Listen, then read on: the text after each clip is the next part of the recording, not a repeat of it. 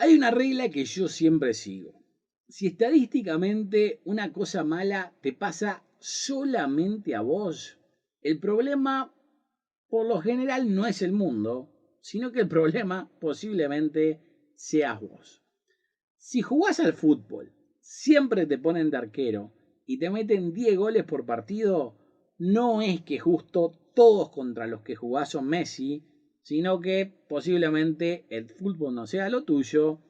y, como el ejemplo anterior no fue un ejemplo feminista, este tampoco tendría que ser machista, sino que simplemente es un ejemplo, pero si sos una mujer a la que todos los hombres tratan de histérica y las dejan, probablemente no es que todos los hombres del mundo estén mal, lo más seguro es que el problema sea vos, o al menos el gusto que tenés en hombres. Y lo mismo pasa con los fondos de incentivo cultural. Si el diario El País reporta que para el 2017 había más de 200 proyectos con problemas en sus rendiciones de cuentas y en el 2017 solo se aprobaron 124 proyectos, con lo que había más proyectos con problemas que proyectos aprobados ese año y menos de 50% siquiera reciben una donación, o sea, no es que se concrete el proyecto, sino que apenas reciben una donación. El problema no son los proyectos, el problema son los fondos de incentivo cultural.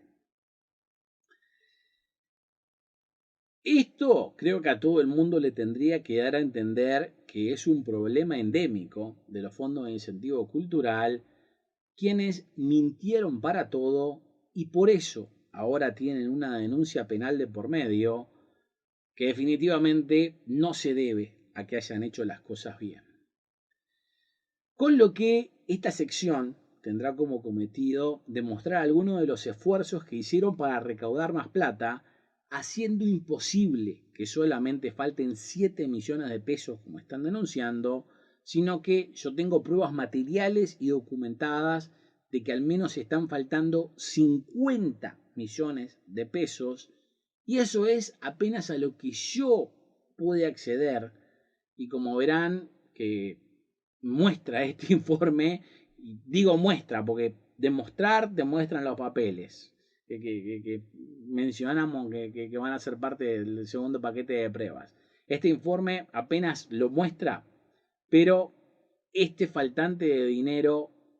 puede exceder los 100 millones. Lo que se reduce de nuevo a un simple hecho. A un solo proyecto le debían y le pagaron 7 millones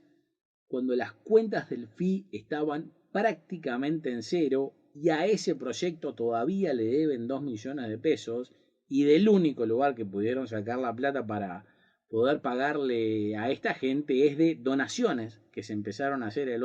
otro año, con lo que solamente en este caso ya habría un faltante de al menos 16 millones de pesos en un solo caso, pero aún así están denunciando apenas 7 millones. ¿Realmente creen que toda esta situación se hubiera creado solamente por un problema en toda la historia del FI? Y aún de haber solamente un problema, ¿por qué reportan menos de la mitad de la plata que implicó solucionar este único problema? Para dar un ejemplo práctico, que salió en la prensa a fines del 2019 siendo información que no es correcta, pero en el 2018 se presentaron 360 proyectos, de los cuales 292 pasaron una etapa de evaluación y de esos solamente 172 fueron aprobados. Eso no quiere decir que recibieron plata todos estos proyectos, ya que por lo general menos de 50% de los proyectos que son aprobados, en este caso 172, reciben algún tipo de donación y aún un porcentaje mucho, pero mucho menor, la totalidad de las mismas o se llevan a cabo, que es prácticamente lo mismo.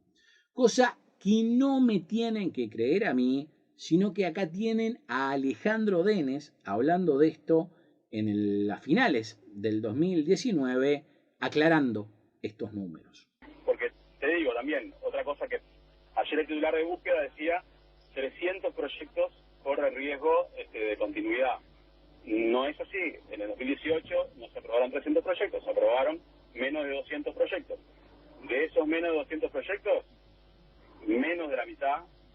recibieron financiación, o sea, fueron proyectos que estuvieron activos. Como si fuera poco, por ejemplo, esto también me fue confirmado por Claudia Mera, la ex coordinadora de los fondos de incentivo cultural,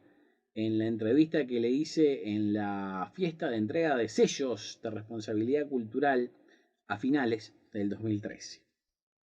¿Qué porcentaje de proyectos nunca reciben aporte? ¿Y a qué achacás eso? ¿Al hecho de que no pueden convencer a alguien que los apoye o que el proyecto no es bueno? Por ejemplo, que esperemos que no. Bueno, eso es una cifra que nosotros estamos estudiando hace varios años y este año con la Auditoría General de Proyectos estamos ajustando los números. Al principio, te voy a decir, a la mitad de estos 5 años, en el 2010, que hicimos el primer conteo, del 100% de los proyectos presentados, el 30% conseguían apoyos de las empresas. Entonces es un cambio cultural en el que también tenemos que trabajar y creo que por eso ahora el índice de proyectos que reciben apoyo está aumentando, ya estamos casi en un 50%. Eso quiere decir que mejoramos estas cosas y que a medida que más proyectos se hagan visibles y se vea el logo y lo puedan explicar de manera más clara, más proyectos van a recibir apoyo. Ahora, ¿qué decía la información del diario El País? Que en el 2017 había más de 200 proyectos con problemas de rendición de cuentas, con lo que la pregunta es, ¿cuántos proyectos habían recibido donaciones, no? Según he informado, a fines del 2016 había unos 300 proyectos que habían recibido apoyo y vamos a tomar que estos son los que realmente recibieron dinero,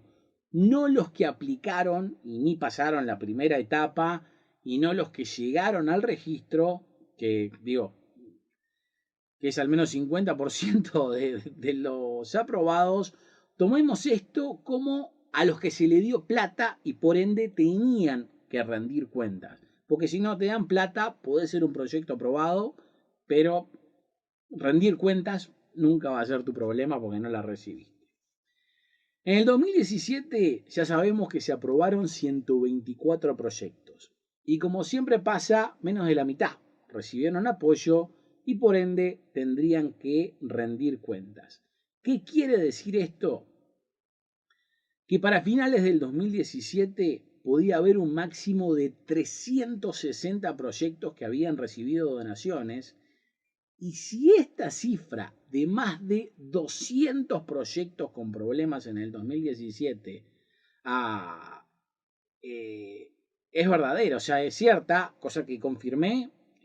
con el periodista que dio esta información, eso quiere decir que casi 60% de los proyectos que alguna vez recibieron plata de los fondos de incentivo cultural tuvieron problemas con sus rendiciones de cuentas. Con lo que les pregunto, ¿acá el problema eran los proyectos o la administración del FI? Al menos estadísticamente hablando. Y si más de 60% de tus proyectos tuvieron problemas de rendiciones de cuentas y sabes que seguro a uno solo hizo una denuncia y tuvieron que pagarle 7 millones que no estaban en las cuentas de los fondos de incentivo cultural, ¿es posible que solamente falten 7 millones de pesos? Porque si aceptás eso, eso quiere decir que solucionaron todos los otros problemas de estos 200 proyectos que tuvieron rendiciones de cuentas con excepción de la denuncia penal. Lo cual, primero, no es creíble. Segundo, no es posible, porque yo conozco varios proyectos que todavía están en esta situación. Digo, es más, ¿es creíble que hagan una denuncia penal al día de hoy por parte del Ministerio de Educación y Cultura, sumario a al menos 3 personas y una investigación administrativa por un descontrol total de los FI, cuando, de ser lo que se está informando, esto querría decir que solucionaron todos los problemas menos uno, que es al que le pagaron 7 millones de pesos. Ahora, ¿por qué digo que el fee era el que generaba los problemas? Porque es claro que para finales del 2016 se habían gastado más plata de lo que tenían y no había forma de reponerla. El rumor, y aclaro que es un rumor, es que sabían que muchos de estos proyectos con problemas de rendiciones de cuentas habían dejado plata en las cuentas de los fondos de incentivo cultural o el CONAEF, que les reitero, es lo mismo, que sabían que no iban a reclamar porque habían hecho algo mal o porque, por ejemplo, les dieron donaciones para su proyecto y por un motivo u otro no terminó saliendo, con lo que no tenían una justificación para pedir y usar esta plata, digo, y simplemente nunca la sacaban a veces o tenían que devolverlo, lo que volvían a las arcas de los fondos de incentivo cultural, más allá de que nadie sabe en calidad de qué. O sea, para dar un ejemplo práctico, si planeas hacer una película y te donan 1 millón de pesos, que no es nada para una película, y al final del día no podés filmar porque pasa uno de 1000 problemas que se pueden dar en la preproducción, cosa que pasa con todas las películas, y se los dice un experto en la materia, ese 1 millón de pesos no podés usarlos, así que te van a quedar ahí dentro de los fondos de incentivo cultural. O si, por ejemplo, tu proyecto era hacer una gira musical en todo el país con tu banda de rock, pero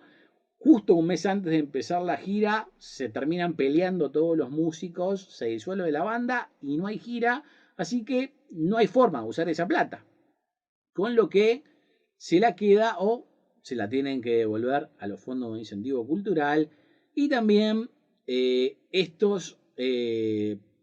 cuentan como casos de problemas con rendiciones de cuentas, de los que hubo muchos. O sea que casos así son casos que aportan estos más de 200 proyectos con problemas de rendiciones de cuentas. El rumor, y reitero, aclaro que es un rumor, es que como sabían que esa plata no iba a ser usada,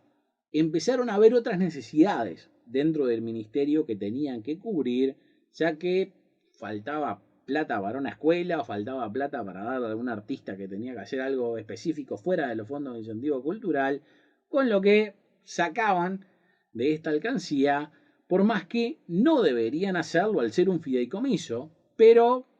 medio que tenían la tranquilidad de que eso estaba ahí y en teoría nadie lo iba a reclamar. Pero ¿qué pasó? Muchos de estos proyectos se empezaron a reactivar. O sea, las cosas se dieron para que al final sí se filmara esa película que tenía 1 millón de pesos que había dejado trancado. Digo, cosa que por lo general pasa con todas las películas uruguayas que tienen un proceso de 3 a 9 años para hacerse. Digo, dependen de ganar otros concursos para juntar suficiente plata. Digo, y si no ganan esos concursos la película no se hace. Así que el hecho de que esto pase es común. O los de la banda musical que le nombré se amigaron y al final sí decidieron salir de gira, pero cuando fueron a buscar la plata para hacer la gira, no había con qué pagarles.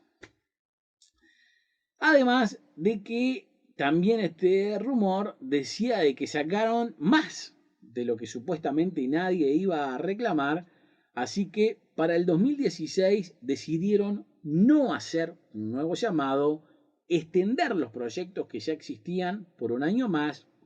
e imponer nuevas reglas con controles extremos que a mi entender son ilegales, ya que cuando todos estos proyectos a los que se les extendió un año más su participación dentro del FI decidieron entrar al FI en forma original, lo hicieron bajo otras reglas. Pero a mitad del partido le cambian todo, casi que sin aviso. Y lo digo lo de casi porque, digo, no es porque haya habido un aviso, sino porque el aviso fue o aceptar las reglas o no seguir dentro de los fondos de incentivo cultural. Eso fue lo que se informó. Lo que es aún peor, digo, porque si bien se inventaron estas reglas, al menos hasta abril, mayo del 2016, ni siquiera los fondos de incentivo cultural sabían exactamente cuáles eran las reglas que tenían que aplicar porque las iban inventando sobre la marcha o las aplicaban sobre todo según la amistad que tenían con las personas de estos proyectos. Y las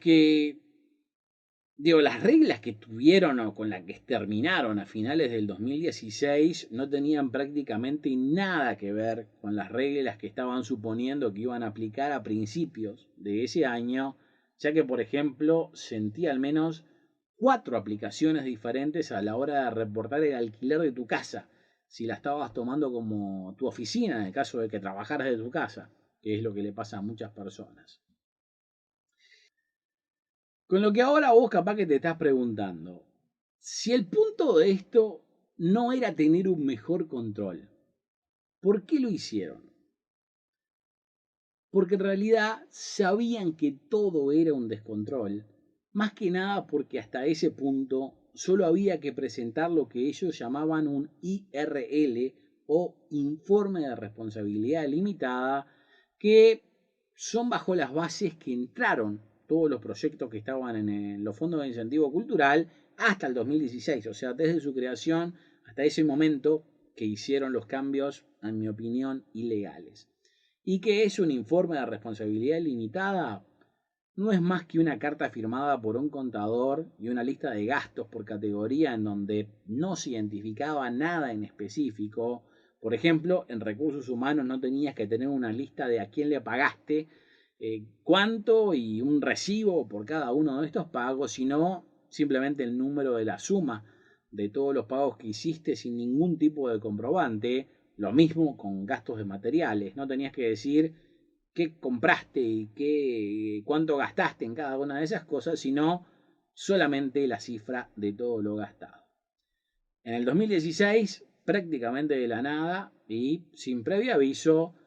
y sobre todo sin que los proyectos hayan sido consultados o estuvieran de acuerdo con estos cambios, y en casi todos los casos, hasta con estos proyectos teniendo compromisos previos y deudas previstas para pagarle a mucha gente que suponía que se iban a llevar adelante sus proyectos en el 2016, se establecieron estos nuevos procedimientos que volvían estas rendiciones súper complicadas y te hacían listar gasto por gasto y recibo por recibo. Y si bien acá están viendo solamente 4 formas de gastar muchas cosas para alimentos, transportes o materiales, estos informes podían terminar con 20, 30 o 50 hojas, además de que si no tenías un recibo para cada pequeña cosa, no podías justificar absolutamente nada.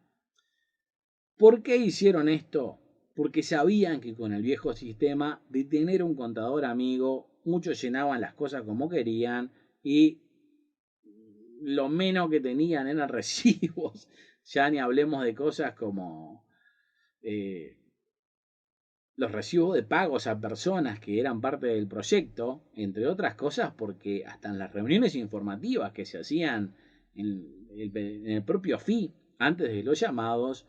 los que te informaban, o sea, los empleados del FI, te decían que no necesitabas tener una empresa para hacer esto.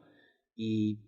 si, por ejemplo, una banda tenía que armar un escenario, ¿qué es más fácil? Encontrar 4 gurises que lo armen por unos pesos y vos se los tirás y eso lo terminás reportando, o contratar una empresa que te termine dando un recibo oficial. Digo, viviendo en el mundo real y sobre todo en un proyecto cultural en donde sabemos que la plata no sobra, ¿qué es lo que pasa? ¿Está bien que se hagan estos controles? Definitivamente sí. Es más, yo, como por ejemplo nunca tuve un contador amigo, a mí esto me convenía un montón, entre otras cosas, porque me sacaba competencia, ya que si estos proyectos no calificaban, la plata anual que tenía para repartir el fee duraba mucho más y yo podía seguir recibiendo donaciones.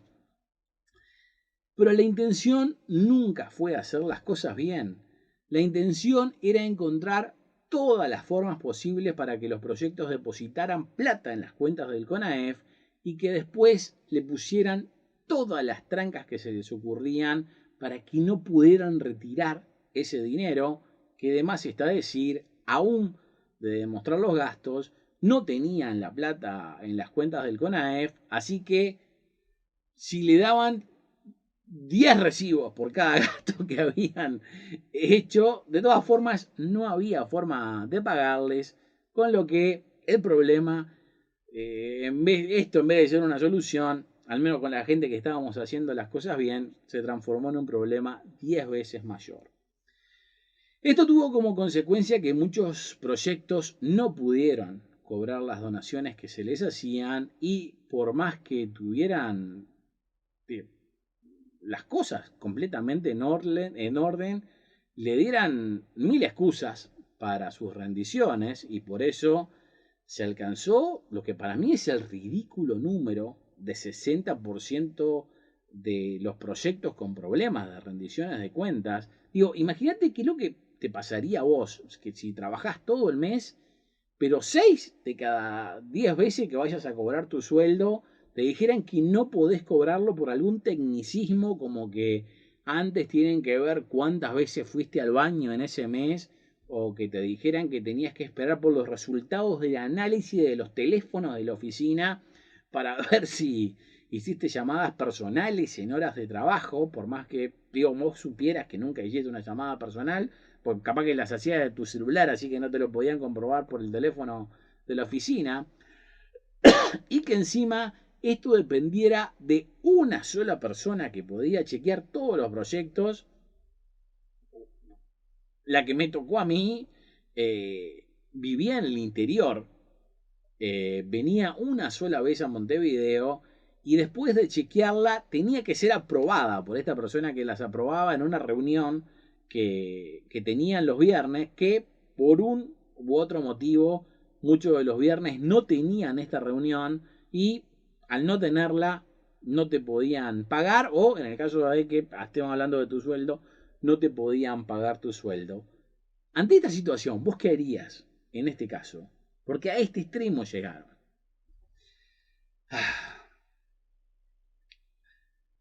También hay que entender que esto no salió de la nada, sino que se dio primero porque sabían de estas faltas de controles, la complicidad de los encargados e intereses de diferentes partes, como sobre todo superiores, pero por ejemplo también la prensa, de los cuales muchos tenían proyectos en los fondos de incentivo cultural, creándose este sistema con apariencia legal para que pudieran recaudar sin tener que darle el dinero a los proyectos, para que con eso pudieran tapar agujeros de deudas que se venían arrastrando durante años. Los primeros cambios, como dijimos, se dieron en el 2016, donde sin previo aviso pasaron de tener controles súper laxos a revisiones en donde no solo tenías que presentar recibos para absolutamente todo, sino también hasta justificar filosóficamente esos gastos. Digo, a mí me pasó, por ejemplo, con gastos de comida. No es que coma poco, pero aparentemente tenía tantos gastos de comida que tenía que justificarlo filosóficamente, siendo uno de los grandes motivos para que se llegara a este número descabellado de 60% de los proyectos con problemas, con rendiciones de cuentas. Ya que de nuevo, estos controles no estaban para justificar gastos, sino hacer imposible la justificación de los mismos, y por ende ganarse el derecho a no tener que dar las donaciones que estaban reteniendo, sobre todo sin tener con quién quejarse, por más que los proyectos tuvieran razón, ya que solamente había contacto con los empleados, los 3 empleados de la oficina de los fondos de incentivo cultural, que no eran más que administrativos, y yo, que elevé mis quejas hasta presidencia, tampoco es que pude encontrar muchas soluciones, aún, al menos si eso me llevó a solucionar muchos más problemas que muchísima otra gente. En el 2017 se pusieron aún más creativos, más que nada porque se habían sacado de encima o le habían sacado todo el jugo posible a los proyectos a los que le habían dado esta extensión, no habiendo forma de sacarle más plata a esta misma gente, con lo que se hizo un nuevo llamado en busca de nuevas víctimas para los fondos de incentivo cultural, creando situaciones de apariencia legal, pero que tenían como cometido recibir donaciones, haciendo todo lo posible para que las mismas no llegaran a los proyectos. La primera y más importante fue imponer un mínimo para hacer el primer retiro de las donaciones. ¿Y cómo funcionaba esto? Lo primero que hay que hacer para que te acepten dentro de los fondos de incentivo cultural es presentar un proyecto, o sea, en lo que qué es lo que vas a gastar en tu proyecto, cómo lo vas a gastar y a dónde van a ir a parar tus donaciones. Y como vamos a dar un ejemplo de esto práctico, voy a usar cifras redondas para que sea más fácil de comprender. Digamos que vos pensabas que tu proyecto te iba a costar 1.000.000 de pesos. En el caso de que fueras un proyecto audiovisual, como por ejemplo una película o un programa de televisión, no podías hacer el primer retiro de plata hasta obtener 40% de lo presupuestado. En todos los otros casos tenías que llegar al menos al 25%. Que para traducirlo a números, si eras un proyecto común y corriente y recaudabas solamente 200.000 de ese millón que presupuestaste,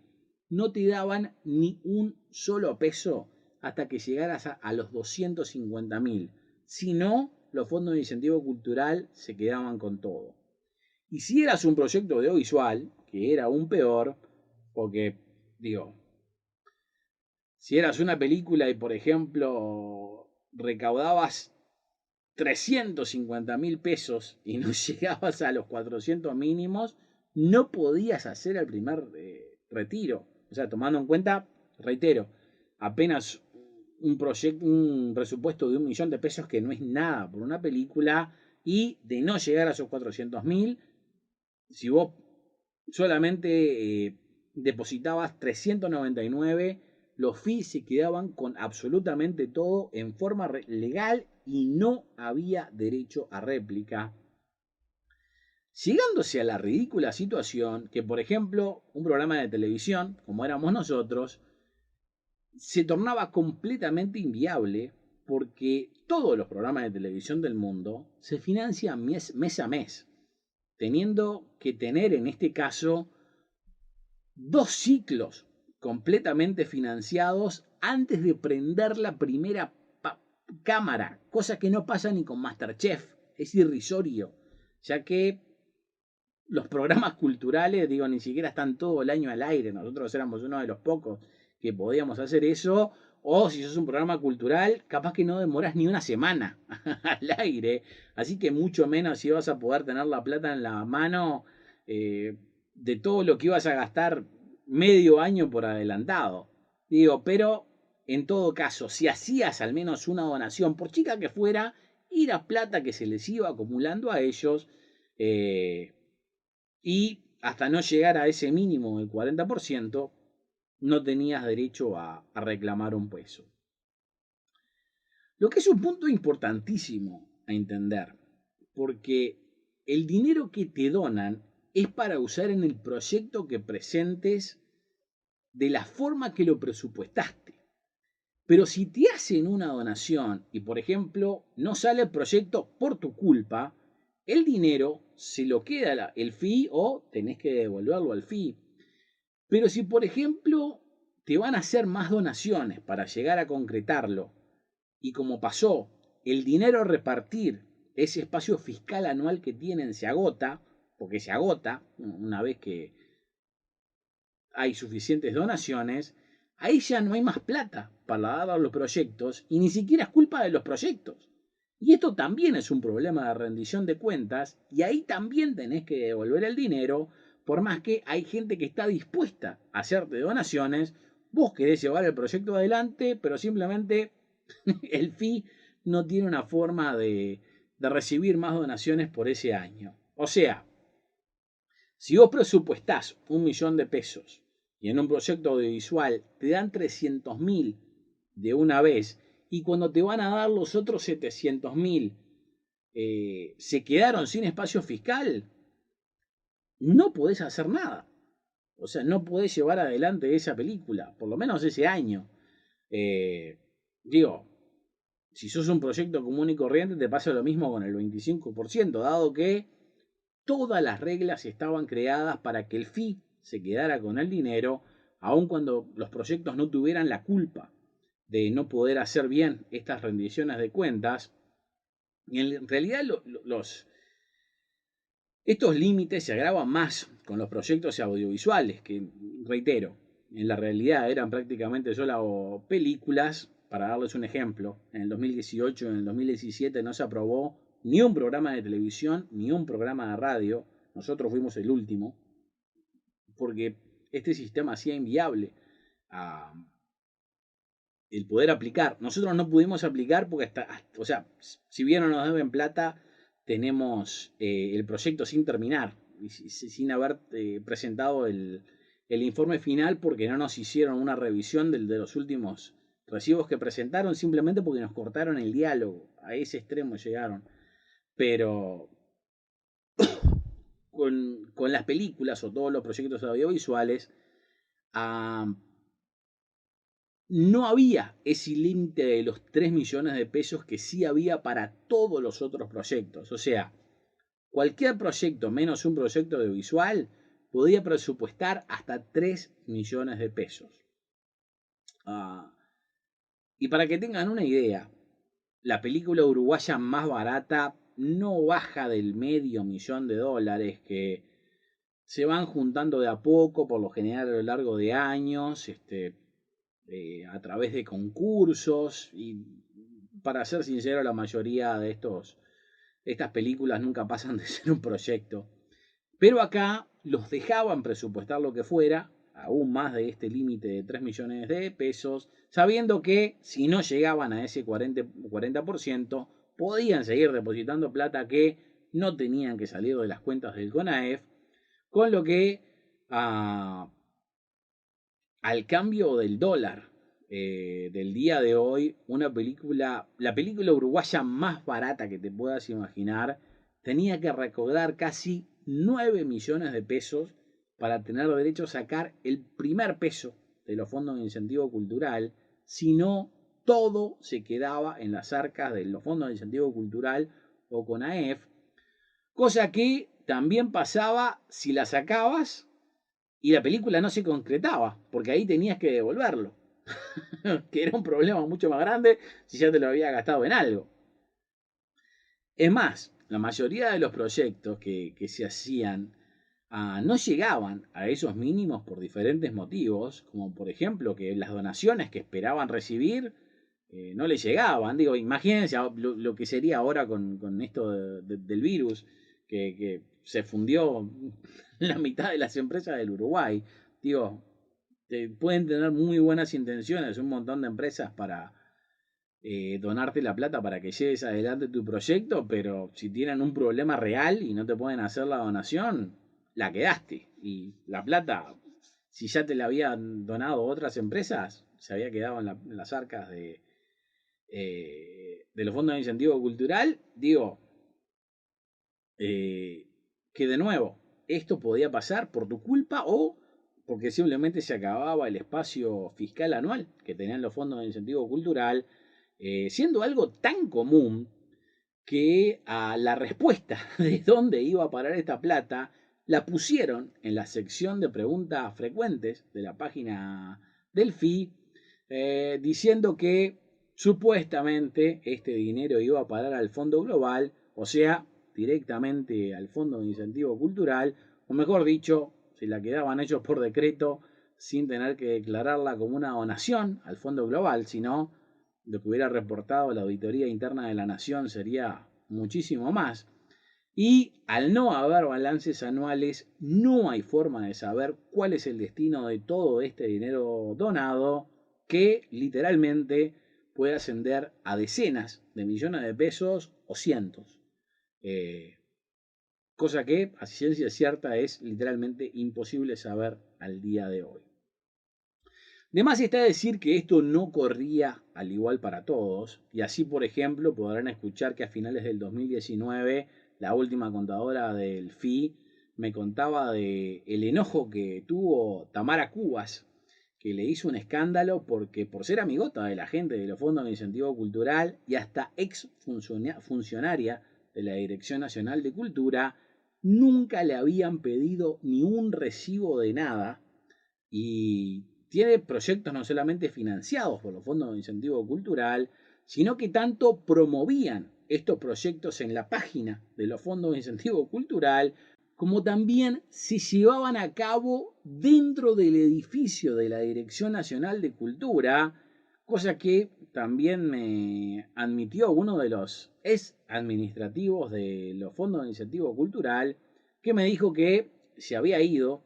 porque se cansó, ahora está trabajando en otra dependencia del Ministerio de Educación y Cultura, o la Dirección Nacional de Cultura, creo que más específicamente, que me dijo, y lo tengo grabado y lo van a poder escuchar dentro del paquete de pruebas, que se fue de la oficina de los fondos de incentivo cultural porque estaba cansado de que la ministra le exigiera liberar dinero, aun si los proyectos amigos no presentaban ningún tipo de comprobante para estos gastos. Lo que corría para los amigotes y para el resto era todo lo contrario, al no solo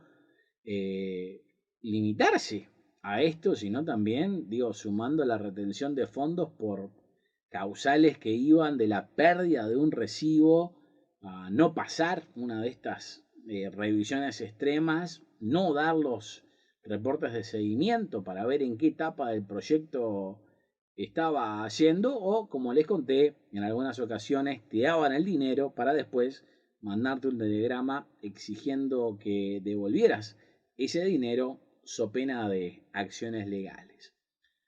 Aún con todo esto, no solo no se pudieron poner al día con todas las deudas que tenían, sino que le empezaron a llover los reclamos, que como les comenté, muchos de los cuales llegaron hasta el despacho del entonces senador Pablo Mieres, para que éste le pidiera cuentas a la ministra, enterándose que por este reporte de Mautone, la cuenta bancaria o las cuentas bancarias del CONAEF estaban prácticamente vacías, cuando por todos estos cambios que le acabo de contar, tendrían que estar nadando en guita, porque no solamente las recibían por todos lados, sino que se habían inventado un montón de reglas para no tener que dársela a nadie. Con lo que para el 2018 inventaron aún más reglas para hacer difícil que acceda la gente a la plata, como por ejemplo, no solamente se mantenían estos mínimos de 25 y 40% para el primer retiro, pero ahora también había que sumarle un 10% extra a los presupuestos para imprevistos, con lo que ahora un proyecto audiovisual de 1 millón de pesos no tenía que recaudar 400.000 para hacer su primer retiro, sino que con este 10% tenía que recaudar 440.000, y si no llegaba a este mínimo, no podía retirar ni un peso, por más que hubiera depositado 439.000. Eso que no sé cuántas veces pasó, pero tuvo que haber más de un caso. Además, que esto creo que a forma personal son mis dos cambios favoritos, por ponerlo de alguna manera, pero no solo agregaron más porcentajes para hacer más difíciles los recibos, sino que citaron por escrito cambios a los decretos que los regulan, los cuales nunca ocurrieron, los inventaron simplemente en papel, lo que los hace doblemente ilegal. O sea, suman más porcentajes de cosas que tienen que donar, las cuales se las atribuyen a cambios en el decreto que nunca se dieron y lo admiten por escrito. Hay varios ejemplos de esto, pero por ejemplo, el primero fue sumarle un punto 11 al artículo 7 del decreto que lo regula, en el cual, como podrán ver, en la versión del INPO, este punto 11 no existe, pero en la versión de la página de los fondos de incentivo cultural se tenía que sumar un 5% extra en el caso de que se haga explotación comercial de estos proyectos, como sería la venta de un libro o cobrar entrada para un espectáculo, y mi preferida de todas, si le agregaba un 5% dentro de las bases del noveno llamado, correspondiente al año 2018, alegando un cambio en el decreto para que 5% de todo lo donado fuera directamente al fondo global, o sea, directamente a los fondos de incentivo cultural. Esto es gravísimo y por varios motivos, ya que no solo modifica o agrega texto a un decreto que nunca fue modificado, sino que todos los involucrados en la confección de estas bases, lo que incluye los miembros del CONAEF, los miembros del FI, el Departamento Legal de la Dirección Nacional de Cultura, el MEC y hasta los jurados internos, sabían de esto y no dijeron absolutamente nada ni cuando lo vieron por escrito en las bases. ¿Qué significaba esto en plata? Volviendo al ejemplo anterior, que ahora un proyecto de 1 millón de pesos no solamente tenía que agregar 10% para imprevistos, sino otro 10% por estas reglas inventadas que nunca existieron. Y así un proyecto audiovisual que según las modificaciones del 2017 tenía que recaudar 400.000 para que le liberaran el primer peso de todo lo donado, ahora tenía que llegar a los 480, o sea, casi 50% del total de lo que necesitaban directamente para el proyecto para que le liberaran el primer peso, a no ser, por supuesto, que estuvieras como parte del grupo de los amigos del Fondo de Incentivo Cultural. De no llegar a estos mínimos, el FI se quedaba con toda esta plata sin derecho a réplica. Es claro que esto también tuvo que tener consecuencias para que se quedaran con millones de pesos, posiblemente decenas de millones de pesos, y lo peor de todo es que nadie sabe el destino real de esta plata, ya que, como les digo, en teoría tendría que haber ido a parar a los fondos de incentivo cultural, o sea, como si fueran donaciones directas al Fondo Global, con lo que las donaciones que se hacían específicamente al Fondo Global había que sumarle todo lo recaudado por estas tácticas que habían inventado y más. Pero en cambio de eso, como van a ver a continuación, en las investigaciones se dejó saber que en algunos momentos las cuentas estaban en negativo, por más que estaban recaudando todo esto, no siendo sorprendente para nada que las cuentas estén en el Banco República y en el 2018, cuando ponen a investigar dónde fue a parar la plata, un amigo personal de Mautone, que está a cargo, lo puso Mautone a cargo de la investigación de todas estas irregularidades, era salido del Banco República, tenía una relación con los fondos de incentivo cultural desde al menos el 2013 y se fue apenas vino el nuevo gobierno, ya que también, como escucharán en las grabaciones, hasta la nueva directora nacional de cultura, Mariana Weinstein, no lo quería ahí porque sabía que estaba implicado de una u otra forma, lo cual es claro, porque no puede salir a la prensa diciendo de que no había desvío de plata cuando al día de hoy hay una denuncia penal, no siendo claro, al menos para mí, cómo es posible que primero no se hayan dado cuenta de esto en ese momento y él, Alejandro Denes, como también la doctora Marta Romero, no sean parte de sumarios o directamente de la denuncia penal, porque como mínimo se merecen ser investigados. Sea como sea, creo que esto demuestra la necesidad que tenían para recaudar plata, para tapar todos estos agujeros, y todos los esfuerzos que hicieron para quedarse con las donaciones, posiblemente como forma de robar un poco más, pero sobre todo ponerse al día con todo lo que ya habían robado, que llegó al tal extremo que tuvieron que despedir a toda la gente del FI en el 2019 y no hicieron un nuevo llamado y se dedicaron a darle plata solo a los que se habían quedado desde el 2018. O sea, en el 2019 esto todavía funcionó, en el 2020 no se hizo un nuevo llamado, ni se puso plata, ni funcionó, pero los que habían quedado del 2018 se les extendió un año más para que pudieran seguir con sus proyectos, repartiéndose esa plata que habían recibido, en lo que asumimos que era un sistema más ordenado, aun si por ejemplo tenemos la grabación de uno de los empleados de los fondos de incentivo cultural que dice que se fue por las presiones que le puso la ministra para liberar los fondos sin que los proyectos presentaran pruebas de los gastos. Como la última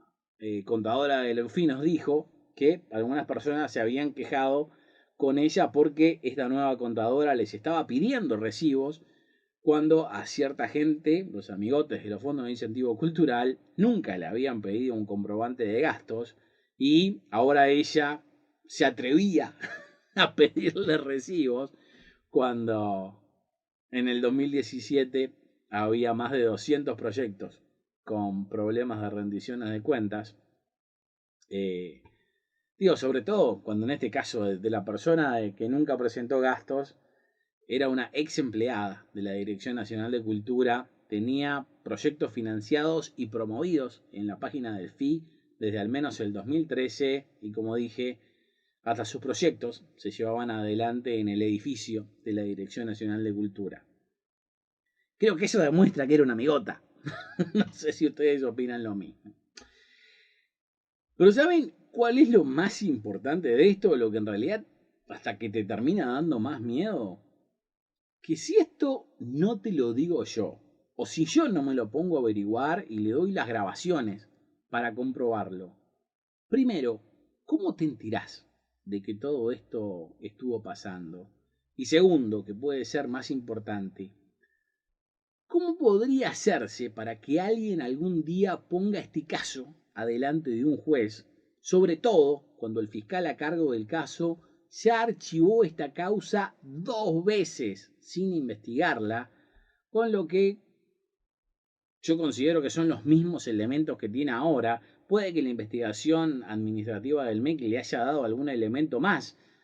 pero aún si le dio algún elemento más, la cifra que está denunciando es ridículamente baja. O sea que obviamente capaz que le dio más problemas administrativos para sumariar, pero no menos plata de la que se robaron. O sea, le dio menos plata de la que se robaron, no a la que se robaron.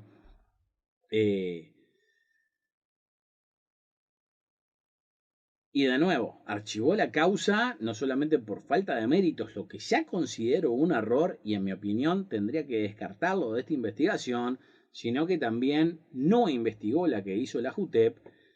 dándoselo ahora por tercera vez, cosa que no sé si hacen adrede, pero obviamente yo no le tengo confianza a este fiscal y espero que pueda ser cambiado. Con lo que ahora capaz que ustedes dicen, si hicieron tantos esfuerzos para tratar de que todo esto no saliera a la luz, ¿cómo empezaron a darse a conocer estos hechos?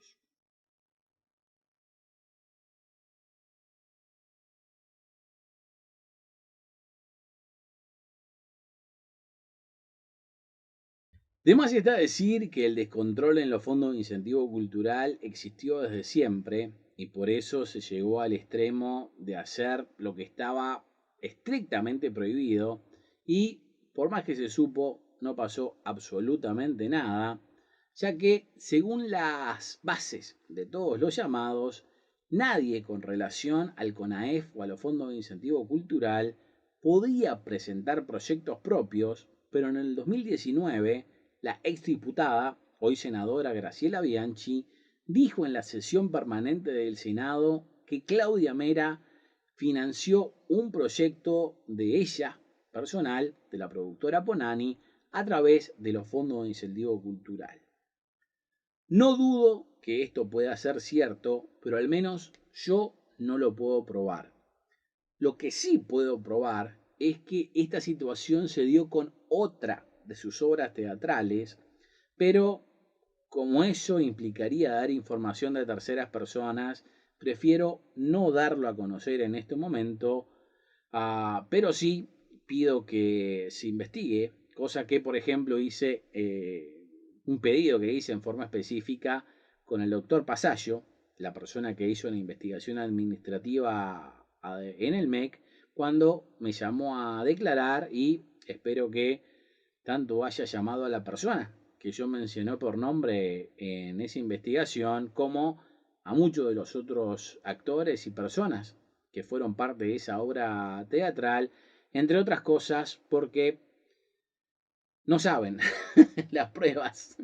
que los están esperando como parte del segundo paquete que voy a mandar. Es más, mi recomendación, mi humilde recomendación, es que si mintieron, yo que ustedes iba a cambiar mi testimonio de apuro diciendo que se me aclaró la memoria de golpe, porque si no, capaz que van a tener que enfrentarse a un problema mucho más grande que solo haber mentido. Como sea, asumo que Bianchi dijo lo que dijo porque puede comprobarlo, y es claro que oportunidad para que Claudia Mera hiciera esto tenía por demás, ganas no le faltaron, no solamente de hacer las cosas mal acá, sino en absolutamente todo lo que pudo, aparentemente. Lo importante es que esta situación de crear reglas para no tener que liberar las donaciones a los proyectos se fue agravando cada vez más. Y lo peor es que no había con quién quejarse, ya que la única cara visible de todo este proceso era la oficina de los fondos de incentivo cultural, que tenía 3 empleados que no eran más que administrativos, los que en teoría eran el puente con la gente que estaba al mando, o sea, los integrantes del CONAEF, pero no solamente era imposible llegar a ellos, sino que no se sabía quién eran los integrantes. A mí me costó un montón, tuve que hacer un pedido de acceso a la información para recibir una lista de los miembros del CONAEF, y cuando recibí esa lista, algunos de esos miembros ya no eran parte del CONAEF, de tanto tiempo que había pasado entre el pedido y que lo recibí. Además de que a todos los que fuimos parte de los fondos de incentivo cultural, por lo menos lo que hicimos las cosas bien y no éramos amigotes, sabíamos que Mera no consultaba con nadie. Ella tomaba las decisiones, hacía y deshacía según lo que le parecía, ya que una consulta al CONAEF implicara que el CONAEF se reuniera, o sea, todas esas personas tuvieran una reunión para tomar una decisión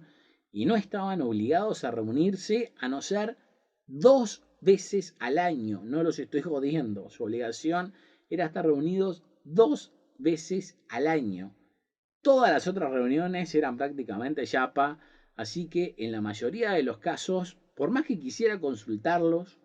no podía. No se podía esperar a que se decidieran a reunirse en algún momento. Y digo, creo que esto también ameritaría una investigación, ya que toda esta gente es la que tiene que estar al día de hoy como parte de la denuncia penal que hizo el Ministerio de Educación y Cultura. En alguna denuncia que yo hice por escrito, o en más de una, yo llamé a esta situación con el CONAEF una especie de mago de Oz. O sea, el CONAEF era el mago de Oz que tenía a los fondos de incentivo cultural como cortina, pero no una cortina de tela, como pasaba en la película El Mago de Oz, sino que la cortina era de acero, ya que literalmente no podías hacer una queja en forma directa por escrito, más que con los empleados, con la esperanza de que elevaran esa queja, ya que el CONAEF no tenía oficina física, no tenía teléfono, no tenía lugar de reunión, no se conocían sus miembros y eventualmente contó con un email que creo que pusieron en el 2017, al cual yo escribí 1000 veces y nunca me respondieron ni un mensaje. Ah, y si no me equivoco, creo que a eso tenía acceso solamente Mautone y Claudia Mera. Así que es lo mismo que haber ido a la oficina de los fondos de incentivo cultural, con lo que si Claudia Mera decía que el CONAEF había dicho algo, no había forma de negarlo o comprobarlo. Y por ejemplo, me traté de reunir más de una vez con Sergio Mautone, o sea, el presidente del CONAEF, que era el único que se sabía que era parte de ese grupo, ya que como les digo, los otros no se tenía conocimiento de cuáles eran los miembros, pero dos veces me terminó dando una cita a un mes de distancia para las dos veces cancelarme la reunión el día antes, prometiéndome que me iba a agendar una tercera vez, pero al final nunca hizo. En mi caso, es obvio que esto se dio porque bien o mal sabía que yo iba a hacerle preguntas que no iba a poder responder, con lo que, por un lado, se salvó al no atenderme en persona porque no tengo las grabaciones de las conversaciones con él, pero a la vez me obligó a conseguir grabaciones con mis preguntas de otra manera, ya que sabía que no es que tuviera los huevos para atenderme en forma personal, las cuales, como me pasó con otras personas, todavía no voy a dar a conocer, porque como digo, están tan involucrados terceros, pero eventualmente no solamente van a poder escuchar estas grabaciones, sino que también viene con un par de videos. Como sea, de más está decir que toda esta situación en los fondos de incentivo cultural creó un caos total, al punto de que se presentó la primera denuncia penal del 2018,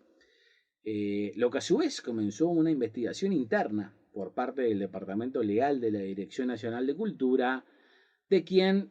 supuestamente ahora los fondos de incentivo cultural se desconectaron, lo que a su vez generó la idea de desconectar a la Dirección Nacional de Cultura de los fondos de incentivo cultural, cosa que les contaré más adelante porque creo que merece su propio capítulo. Pero, como les digo, este primer informe que se hizo en el 2018, luego de la denuncia penal de esta persona de los 8.6 millones de pesos,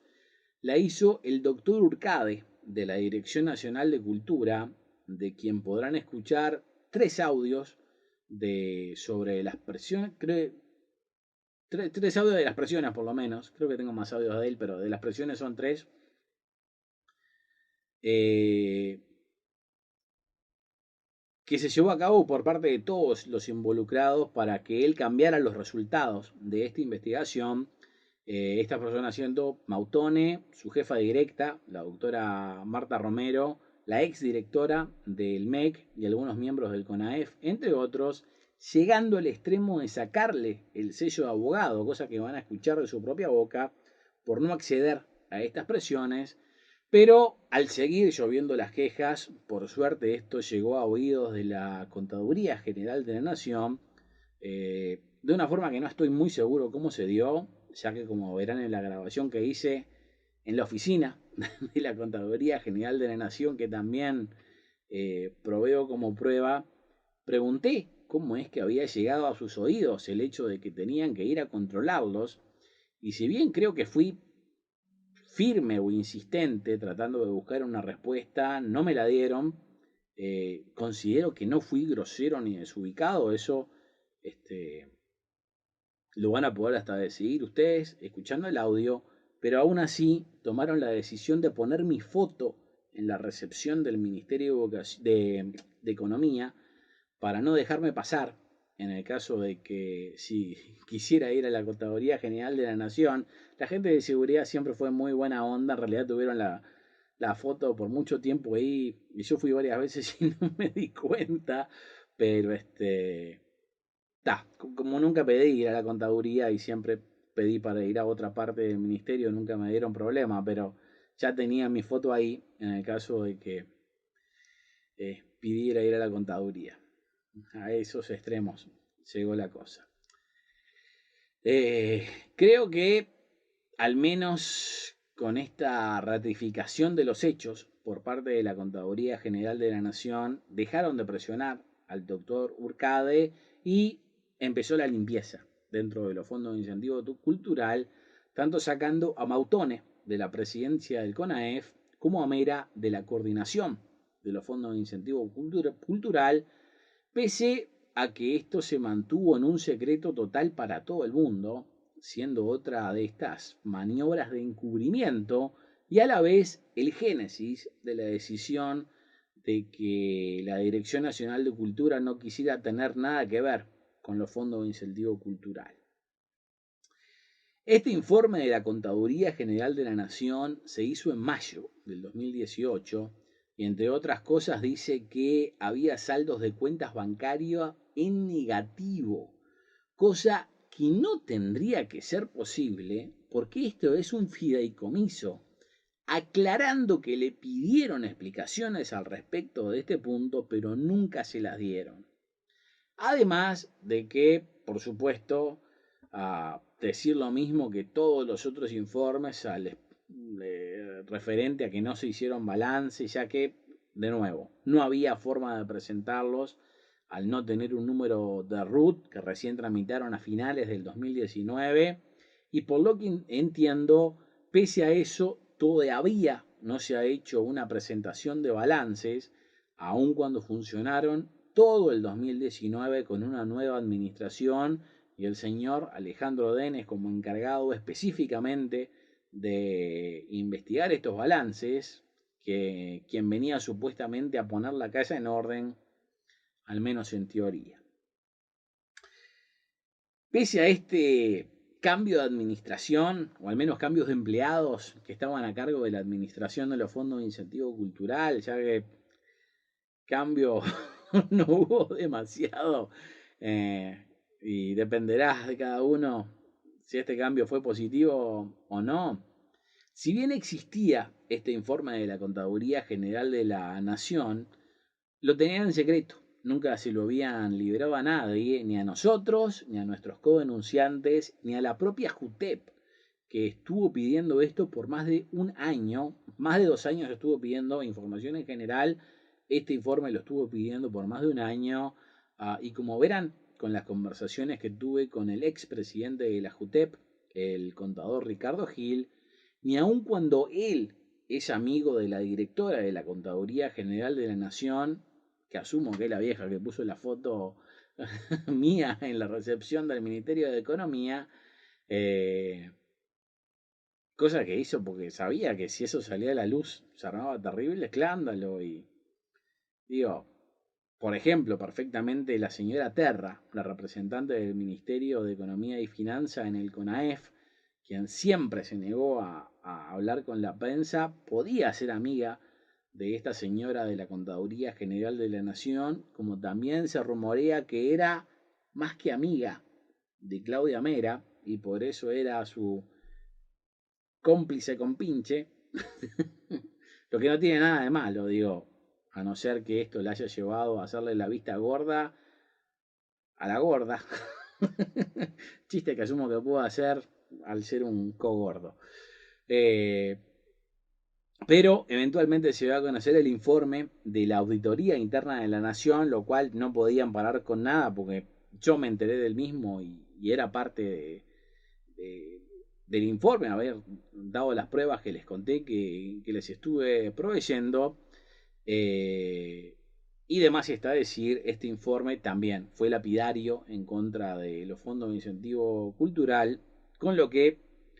ya no tenía más sentido el seguir guardando en secreto el informe de la Contaduría General de la Nación, con lo que casualmente y después de tanto tiempo de estarlo pidiendo, la JUTEP recibió no solamente este informe de la Contaduría, sino también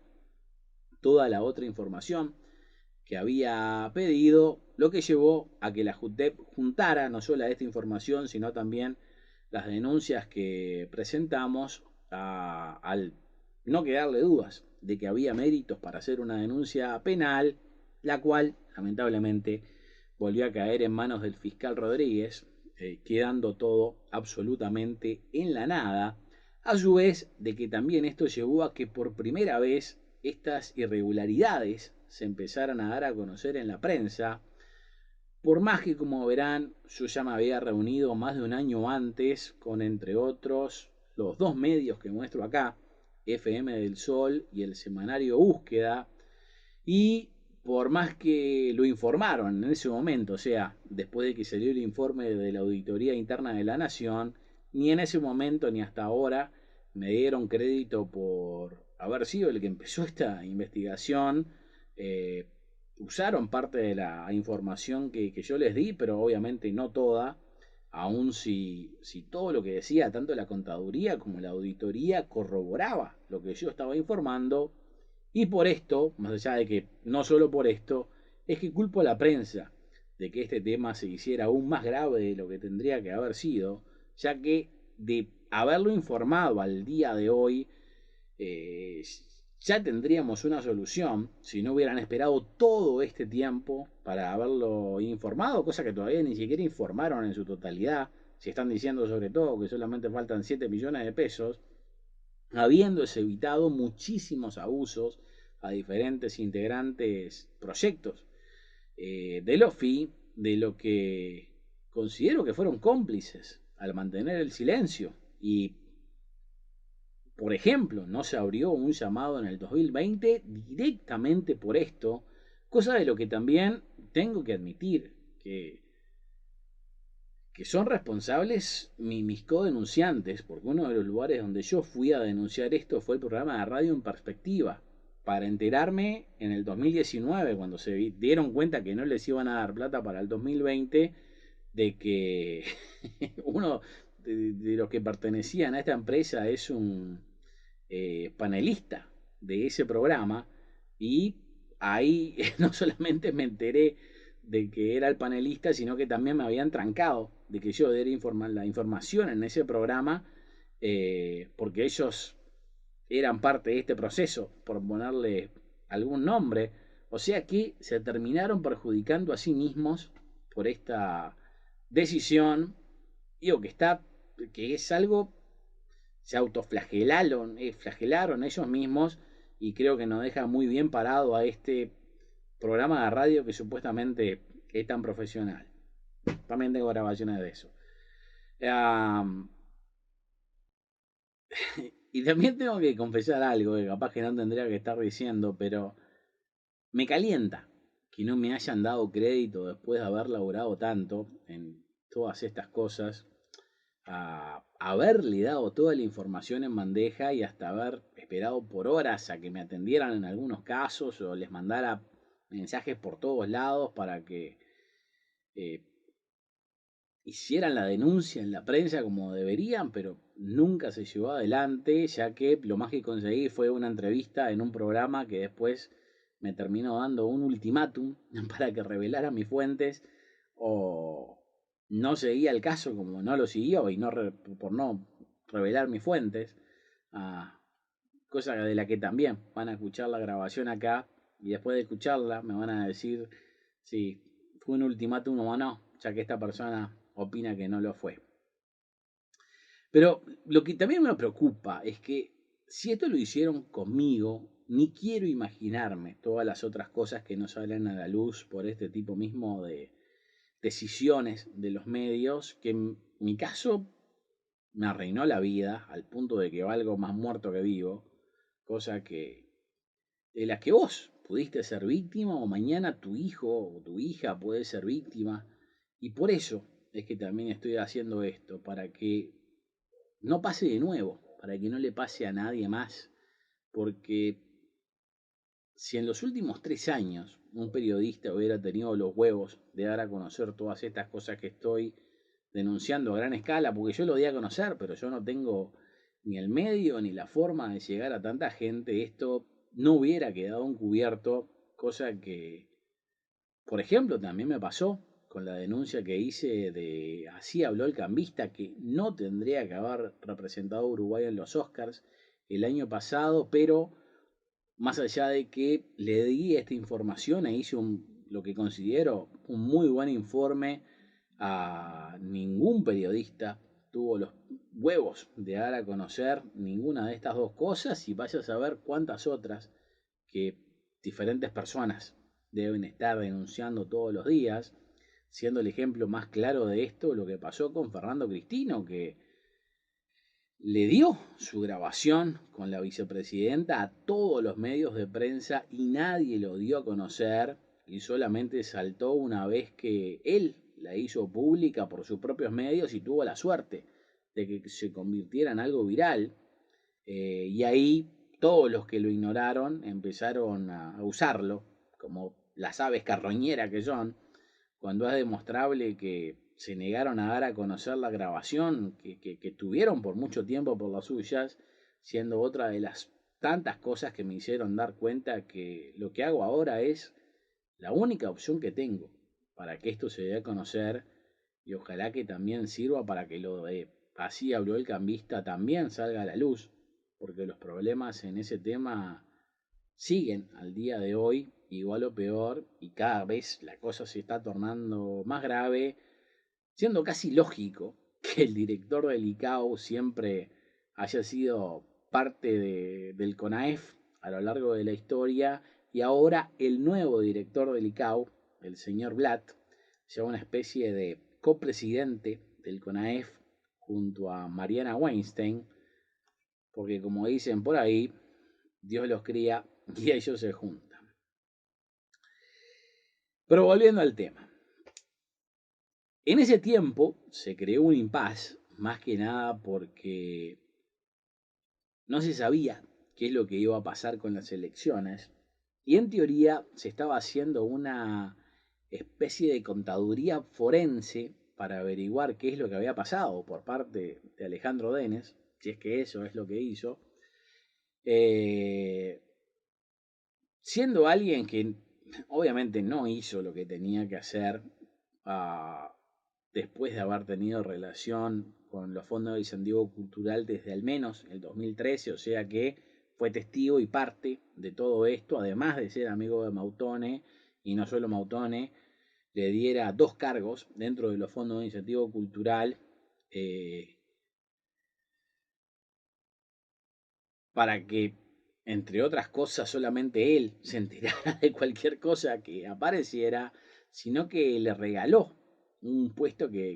él inventó para estar al frente del Departamento Audiovisual de la Dirección Nacional de Cultura, esperando que fuera imparcial a la hora de los hallazgos,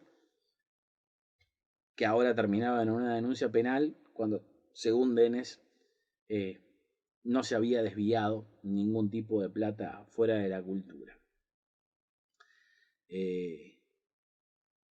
Pero esto es así, o sea, Mautone, el mayor implicado, puso a su amigo a investigar todas las irregularidades que él mismo se había mandado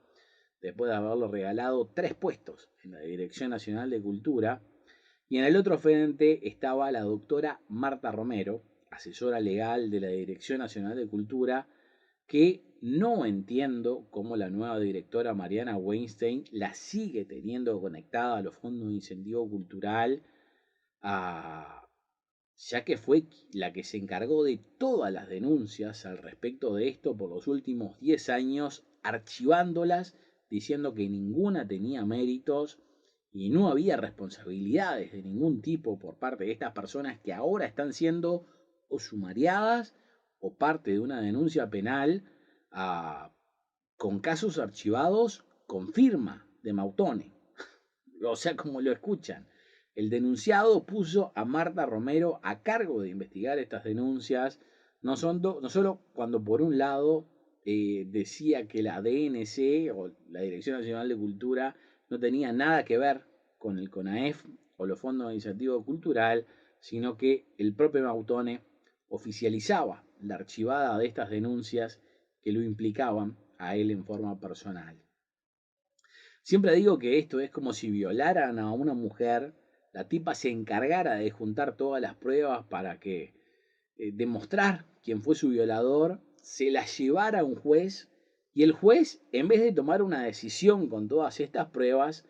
fuera el violador, se las entregara, le diga que las estudie y que primero establezca si es culpable de algo y en el caso de que fuera culpable de algo, como por ejemplo la violación, se dé su propio castigo.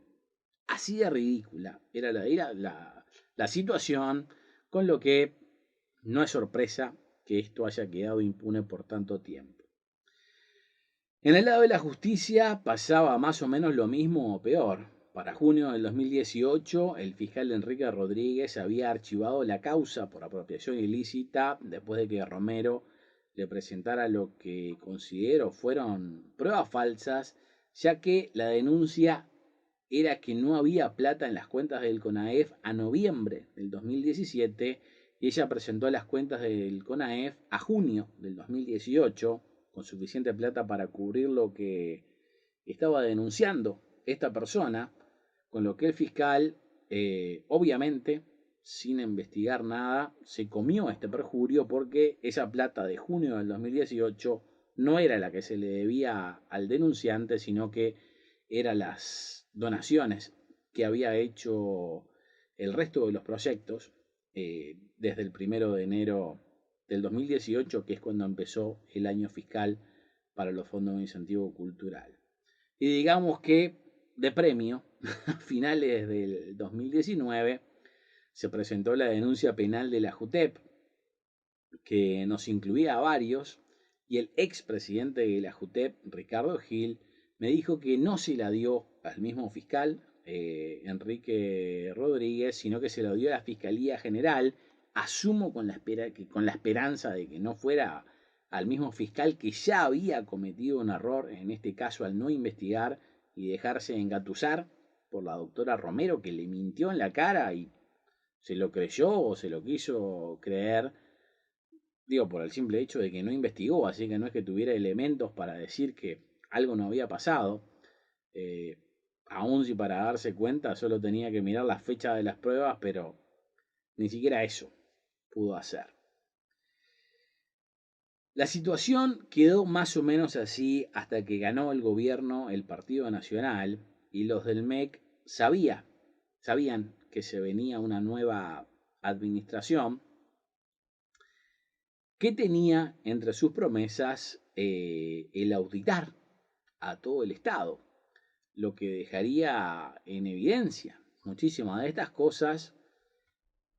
siendo un momento donde tuvieron que tomar diferentes decisiones para encubrir todas las metidas de pata que se habían metidas, entre ellas decidir que era mejor que la investigación la iniciara el Partido Nacional una vez que asumiera el gobierno, o que esta investigación comenzara con gente elegida por la ministra Muñoz, de la misma forma que pasó con Alejandro Denes en el 2018, quien consideramos nosotros y aparentemente también la directora Weinstein que estaba metido en la joda, y por eso es que ella decidió que volviera, o lo dejó volver al Banco República, que es de donde venía. La decisión no era fácil, y así es que unos días antes de que terminara el mandato del Frente, a mediados de febrero del 2020, se ordenó una investigación administrativa a cargo del doctor Mariano Pasallo. Como podrán ver por las grabaciones, tanto aparentemente el ministro quería pasar directamente a la justicia penal, como una de las compañeras de Pasallo dentro del departamento jurídico del MEC tenía la misma opinión. No puedo leer mentes, así que no voy a decir que el encargado de esta investigación tenía cierta agenda para minimizar las cosas por el motivo que fuera, pero algo es seguro. Si su investigación tuvo como resultado que solamente faltaban 7 millones de pesos y yo, sin los recursos de él, que son totales, puedo demostrar que al menos faltan 50 millones y puede sobrepasar los 100 millones, es claro que no hizo su trabajo de una forma correcta, sea por intereses creados, ineptitud o no investigar como debería, o posiblemente una combinación de las tres cosas. Como creo que ahora se da con el fiscal Rodríguez, que tiene el caso por tercera vez en sus manos, ya habiéndolo archivado en una ocasión, y teniendo a la vista las mismas cosas que tenía ya